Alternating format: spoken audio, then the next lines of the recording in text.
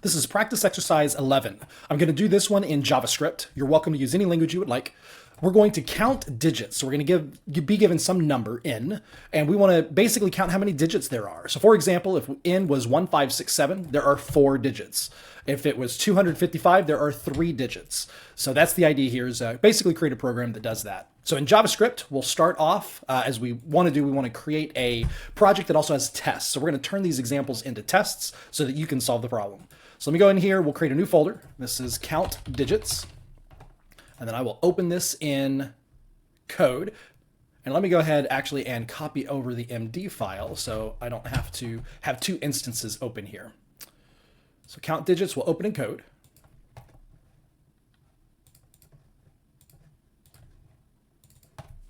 Go and zoom that in a little bit for you.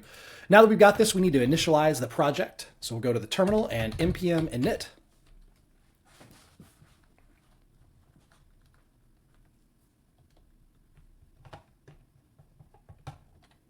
It's a little slow this morning. There we go. Okay, I'll leave the default name, default version, default description. Entry point is fine. The test command, I will use Ava for today. I haven't used Ava in a while, so I have to remember how to use some of the syntax. No repo, no keywords. Author, I'll just put my email address. You can leave that empty if you like. License empty. Type is going to be module, so definitely make sure to change that and say OK.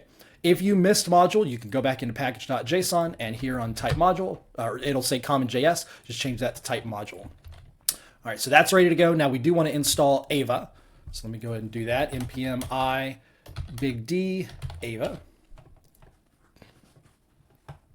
And while that's happening, let me go ahead and create my test folder. And let's create our test. So this is count digits test.js. All right. So we'll start with our basic test here.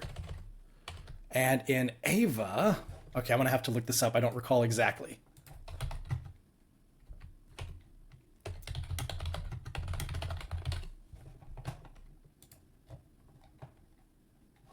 So we'll import test from Ava. And now that we've got that, we can say test, and now we will say, let's actually do this as example 1. So we'll say count digits, and this was example 1. That looks right. All right, so now that we've got that, we're ready to create our test code. So here we'll say n is 1567. And we want to basically count this out. So in JavaScript, I could do this as a function, or I could create a class that'll do this work. A few different ways that we could basically make this work.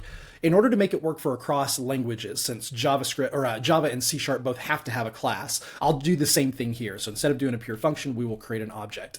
So let's say, okay, so this is going to be a thing that is going to count digits. So it's going to take a number and evaluate a number. Let's call it a number evaluator. All right. So we'll say const number evaluator equals new number evaluator.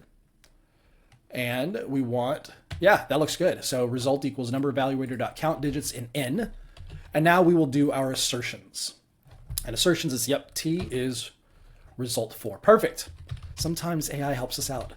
All right, let's go ahead and convert that to tabs. Excellent. So that looks good. So there's our first example. We've got n. And I'm going to go ahead and say the expected value of 4. I'm going to put that here as well. So we'll say expected count equals 4. And now we'll replace that down here.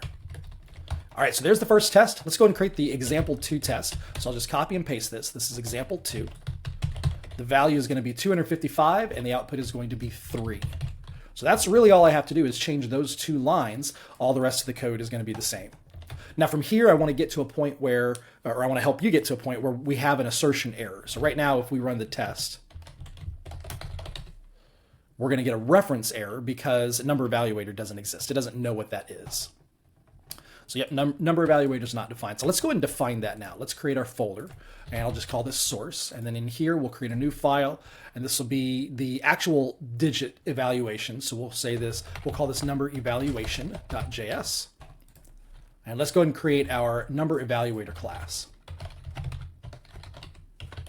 Let's export it. And now we need to import it into our test.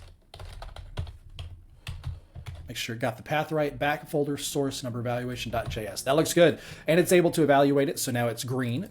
We are also going to need the count digits function. So let's go ahead and create that of n.